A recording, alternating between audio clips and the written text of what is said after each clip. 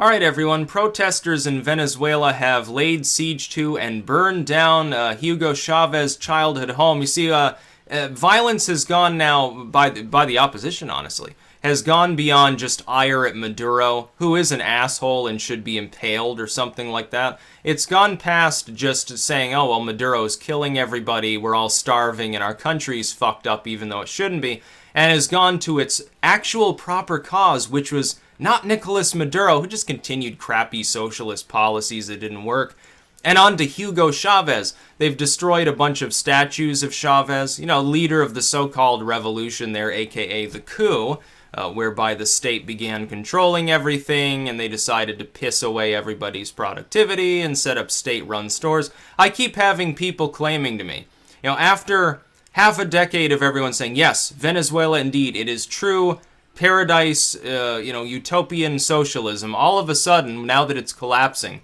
these same people come to me and they say, oh, it's actually capitalism because there are private marketplaces.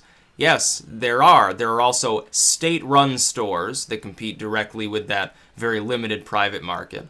No expectation that those private marketplaces can't be immediately and unilaterally nationalized. They have no goods to sell because of centralized production.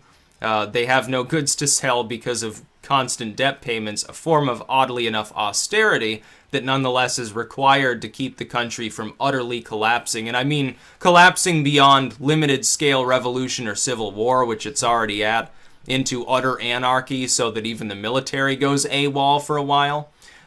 It is socialism. And socialism inevitably over time fails. If it's more tempered, it lasts longer. If the population is more lawful, it may last longer. Venezuela had every advantage. It has all the oil in the world. All they needed to do was invest. They could have even done that centrally, and they wouldn't have the problems they have now. They'd still have problems, but they wouldn't be starving, and there wouldn't be literal breadline, USSR, late USSR mode going on. This is what we see as late socialism, not late capitalism. They want to talk about the US is in late capitalism. Soon it will collapse. You've been saying that for 100 years. People back in the times the USSR used to say that was their expectation. That's how they thought they'd win. Oh, the US will exhaust itself. No, it looks like the Soviets exhausted themselves. Although, admittedly, towards the end, they weren't really communists. They were barely state socialists anyway. But yeah, Hugo Chavez laid the groundwork for your problems in Venezuela.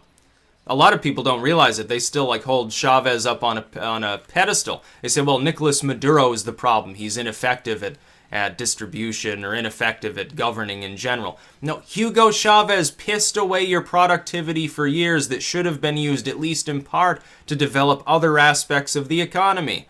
And because the oil monoculture remained, once the oil prices collapsed, you no longer had money to pay for that infrastructure advancement. Now you've got to wait until one of two things happens.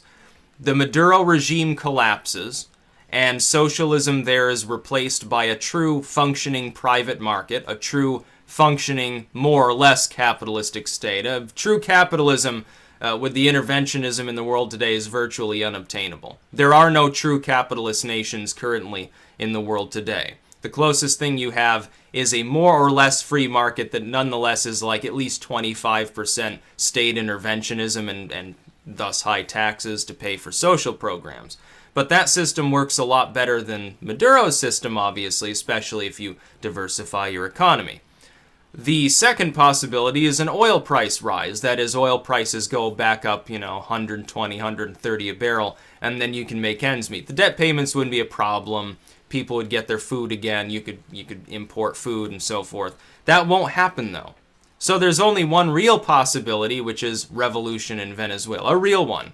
A revolution against a totalitarian state that treats its people like cattle. Here you see true socialism on display. Now, some of these people have decided to target Chavez memorials and Chavez childhood home. Good.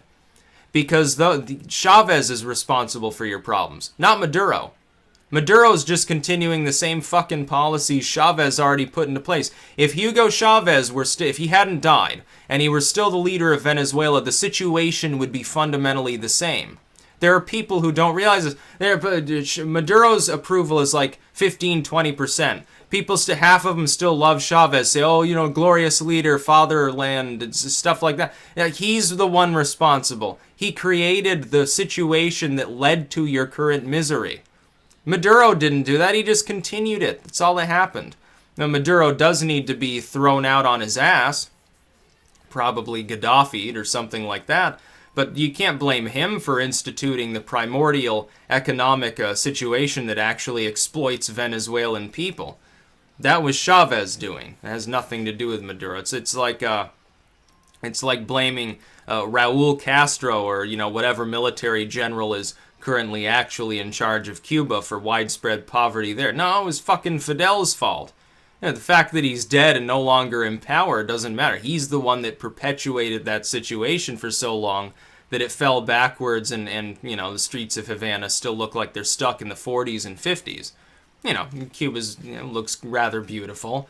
And things there are lovely. Cuban people are wonderful, just like the Venezuelan people are wonderful. But nobody can fucking cope under such stress. And that's Chavez and Maduro's fault. But it's more Chavez, actually. So when I heard that his childhood home had been burned to the ground, I said, that's funny. It's deserving. Yeah, they'll never get that artifact back. Good. One less thing for a bunch of idiot socialists to worship at the altars of. That's about all. Peace out.